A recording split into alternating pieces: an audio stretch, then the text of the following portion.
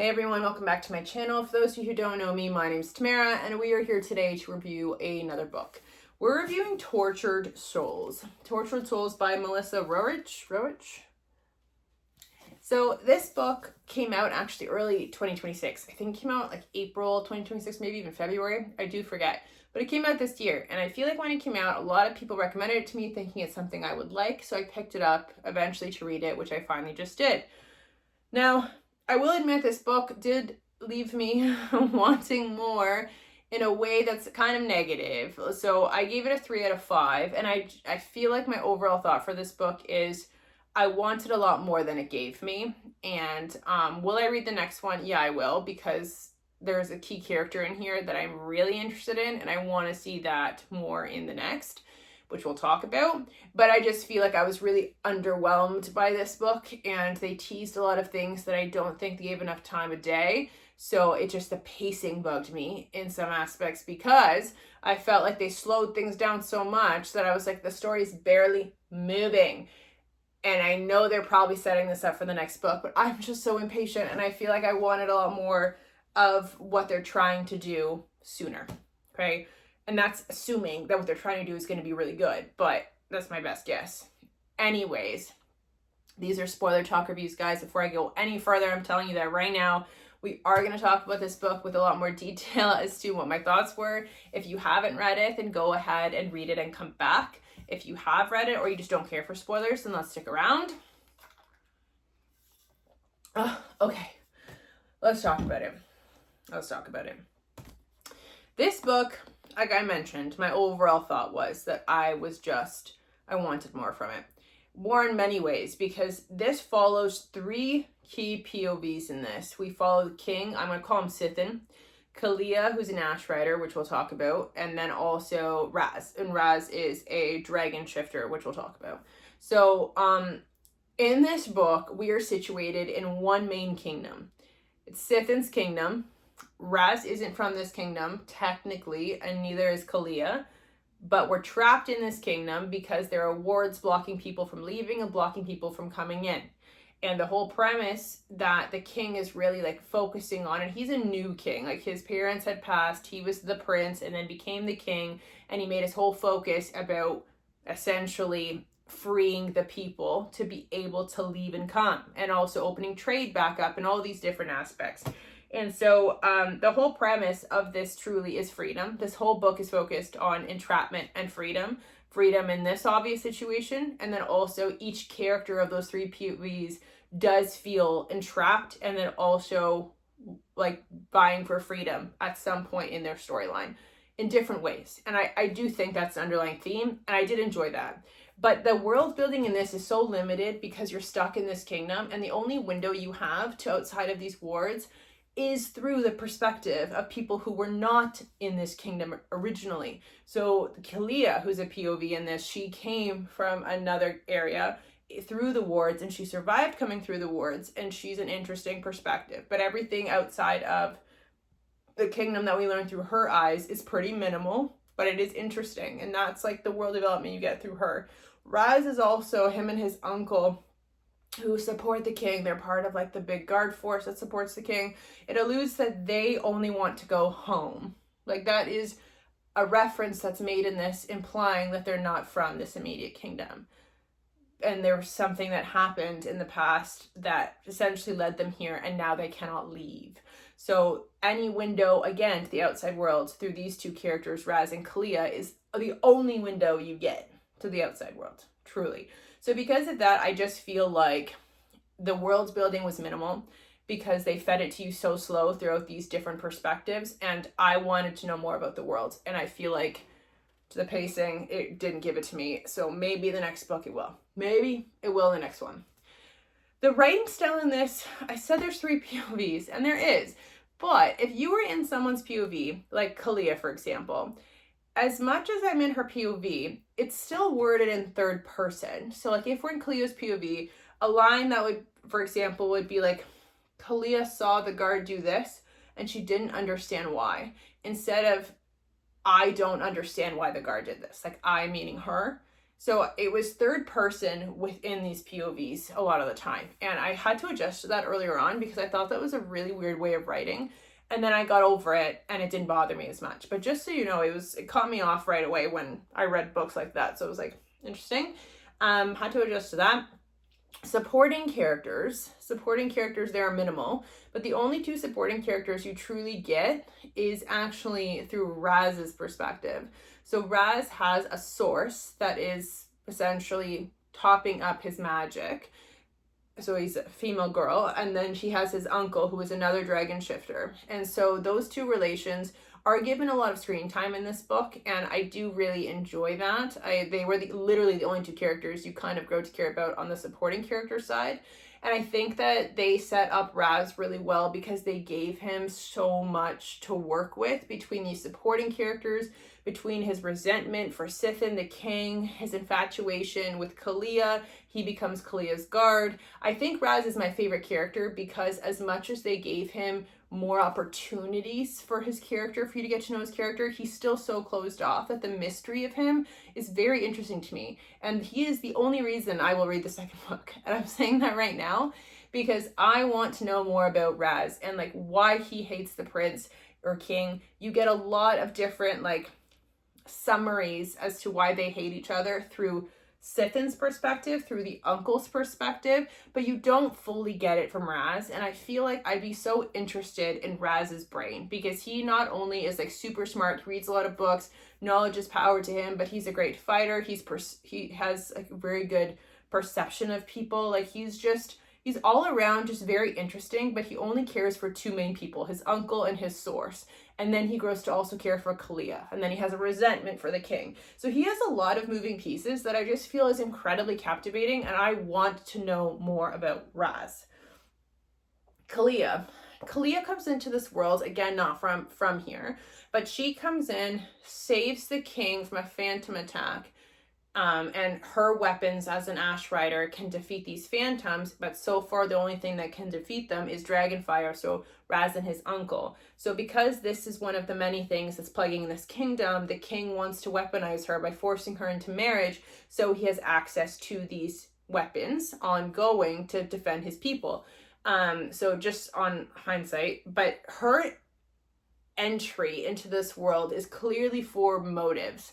She has her own motives, and we really don't get the full picture of that until the end of the book as to why she's here. And because they bleed that out so much, I feel like I was interested in the first half, and then I actually just thought that she was here just to find a place of longing at one point, because they made her character so naive by the second half, only to be revealed at the end that this was all strategic and she actually isn't that kind of person at all, and it was just to get information and to get under people's skin. Like, she wasn't that naive, but they made that such a point in her story that I kind of sat there and I was like, they shouldn't have made that such a long point, because I feel like the ending didn't land for me when you realize that Kalia was playing everybody at the very end, and her character went through quite the journey to me. Like, at the beginning, she was bold, she was really direct, she was someone who did not need protecting, she had a lot of trauma that she wore all the time, and a lot of mystery as to why she's here, where she came from, because it's not from this kingdom. She was really interesting to understand her story. And on top of that, before she left to come over to this kingdom, when she was fleeing her traumatic situation, which we do learn about that, so we got some of that backstory. But she went to an oracle, and the oracle said that Raz, who she didn't know at the time, is someone that's going to be important to her story. So we don't know if he's going to be her undoing. Is he going to be the love of her life? Like, we do not know. But that's also something I found really interesting, because it felt like in the early stages, she came to this kingdom to figure out what the oracle meant, to find Raz. She ended up meeting him sooner than she expected when she was forced to marry the king, and he became her guard. So you would think that like a lot of her motive would be really stemmed on Raz and like trying to understand what he could mean to her. But I feel like that wasn't much of a focal point, which kind of bugged me, because I was really interested in that, especially because I love Raz, and I was just kind of like, oh, that's interesting. I wonder what they will be to each other, because Kalia does grow a fondness for the king, So then I was like, is this meant to be a love triangle? Is it not? I don't know. And I felt like they gave enough context to keep you wondering throughout this book.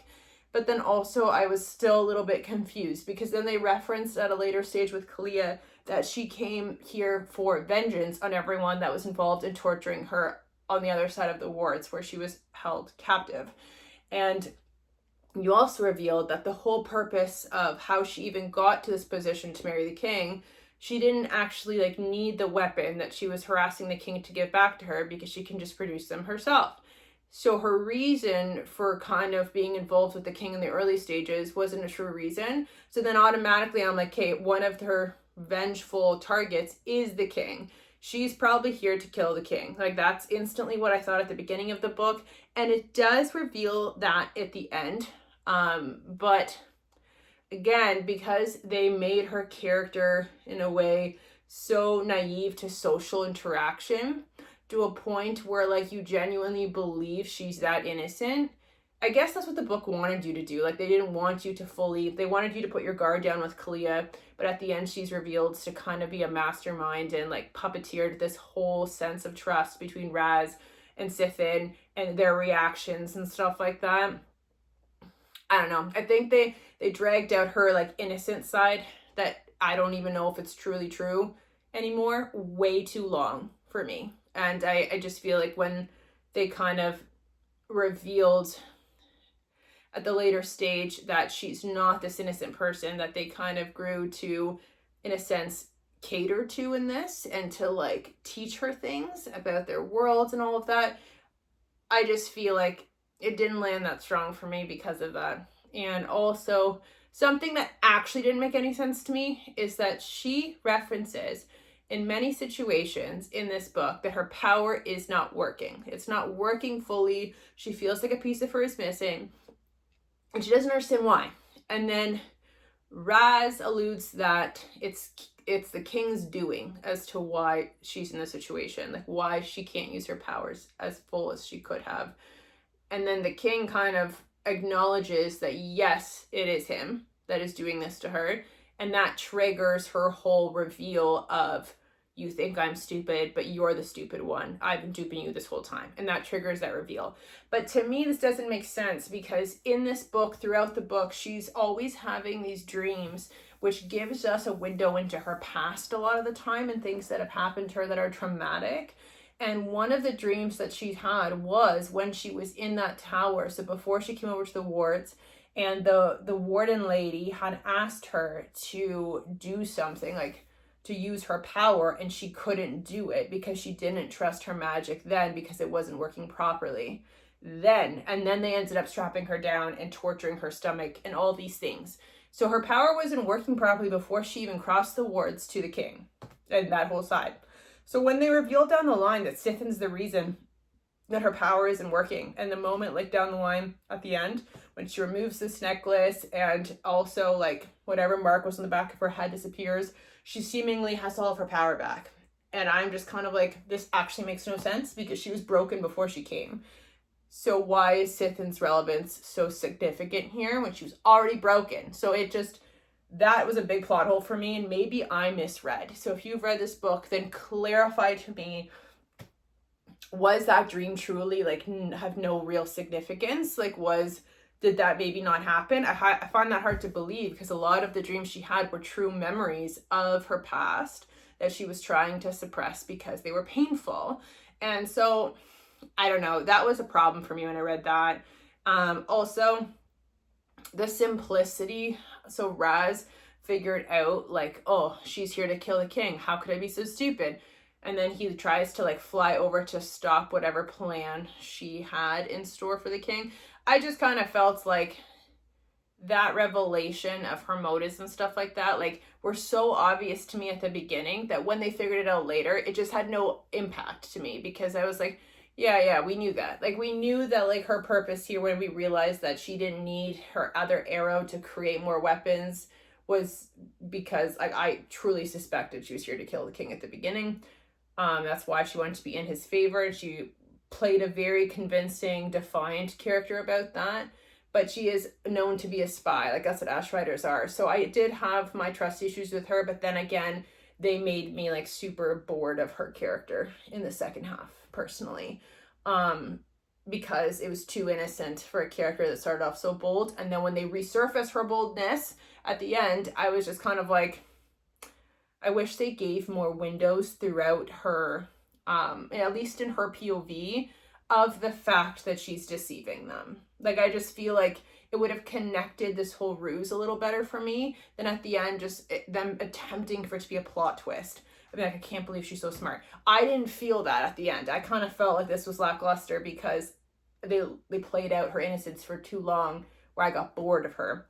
But I do like her story. So all of a sudden she has this brother that we've known nothing about until the very end, when it reveals about, like, I don't even know if her and this brother were connected on the outside of the wards. Like, did they grow up together? It does not explain any of that. So like, I just feel like when you discover that at the end and that they are working together, it's a little odd because you don't get any significance of their relationship really until the end.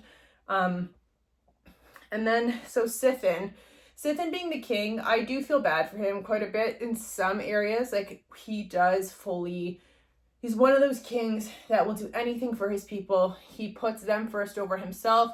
He dabbles with forbidden magic to try and open the wards, like desperate to give them that sense of freedom. And he feels like no one understands him. Like, him and Raz's hatred for each other, like I said, we hear about it through Sithin, we hear about it through the uncle, but at the same time, they grew up together. They had every opportunity, I feel like, to be friends in the early stages, and then it just doesn't happen. And Sithin acknowledges that he understands why, but there's still a rift between them. But anyways, I just feel like Sithin feels very much alone in his decisions. He doesn't feel like anyone in his council understand the risks he's taken to protect his people. And then when he meets Kalia, he kind of finds that opening that maybe she'll understand because she came from a place of hardship and sacrifice, but she also has been used as a weapon her entire life too. So every character like Sithin, her, Kalia, and Raz has been entrapped and has been itching for freedom in some capacity. And I feel like that was a good connection for three very different storylines. Very different storylines. So now approaching like the end of the, also spice level in this book was like, I feel like I'm going to call it a bell pepper. Like there was no chili pepper in this for me. Like, I feel like they dabbled with intimacy because of her, you know, innocentness in this, where like she played with herself, she let him play with her, but they didn't actually have sex in this. So I don't know, they toyed around with intimacy in this, but it definitely was not a focal point. There were many moments in this where you do feel like she genuinely is allured by the king, and you could tell romantically they were going in that direction. But then when he deceived her about her magic being, like, him being involved with why her magic was broken, him infiltrating her dreams, which were safe places for her, then all of a sudden she flips the switch and says she dupes everybody. You don't fully believe that at the same time, because you do see that she's developed a fondness for him. The one thing, again, I don't quite understand is the Raz thing yet again, because even during that whole segment, when she puts her plan into motion, connects with the brother, dupes people, she completely cut off Raz, and I just don't understand that again, because Raz is important to her story, and then she completely cut off all relations with him. And I will admit that the ending, when Raz comes flying in to try and save the king in the situation, was probably like the first moment where the king was happy to see Raz. And I feel like Raz and the king's relationship came together in some sense of like bickering for sure, but the fondness and the need for each other's existence and acknowledgement there actually did build to a point where I was like, I like what her involvement is doing to them. Like, it's bringing them together. And I like Raz and the king's interactions. And I liked Raz and Kalia's interactions. But I just felt like she was like a glue there a little bit to making them understand each other a little bit more, or at least appreciating what each other had to offer. And indirectly, they complemented each other through Kalia. And I liked that. I liked what Kalia brought to their relationship coming together in a more civilized way. So when Raz got there, I actually thought he was going to team up with Sithin to take down Kalia, and it was going to be more impactful. But Raz literally got there and had to protect himself from these magical creatures and was just there but wasn't able to help anything. And then it kind of alludes that Sithin is dying by the end of this book, but his mom, who we don't hear enough about in this book, somehow is involved in sending assistance down to their kingdom to help Sithin. So it kind of alludes that he's not fully dead, and maybe the assistance she's sending will prevent that from happening. And so I don't know where that's meant to go from there, but that is kind of, they left it like an open door. I don't know. So I feel like in this book, I enjoyed it. I enjoyed the 3 characters. I enjoyed the themes of this book. I just wish they all gave me a little bit more of like Kalia's mission. I want to understand that a little better, because I feel like they threw so many other things in as if this was her plan the whole time, but like they tried to keep you on your toes, and I just don't think it landed with Kalia, because they did too much almost with her, that, and also just like less because of the innocent stuff, that her character was just meh to me by the end of this all. Like I genuinely didn't care if she ended up with anybody. I was just like, I just want to understand her fully, because right now I'm just kind of confused. I'm confused with what she wants anymore. Like I feel like they say that she wants to now protect Sithin's kingdom from him and from everything that he's brought into the kingdom, because now she's acknowledging he's the blame for all of these phantoms, for all this stuff, because of his blood magic and manipulating the wards. So now it's just trying to make it seem like she's like some martyr who's here to save everybody, like some big savior. And I was like, she didn't care enough about those people to want to do that for the longest time. So I just feel like now her motive's all over the place for me, and I don't get it. I don't understand. Raz is a mystery still, which I want to unveil.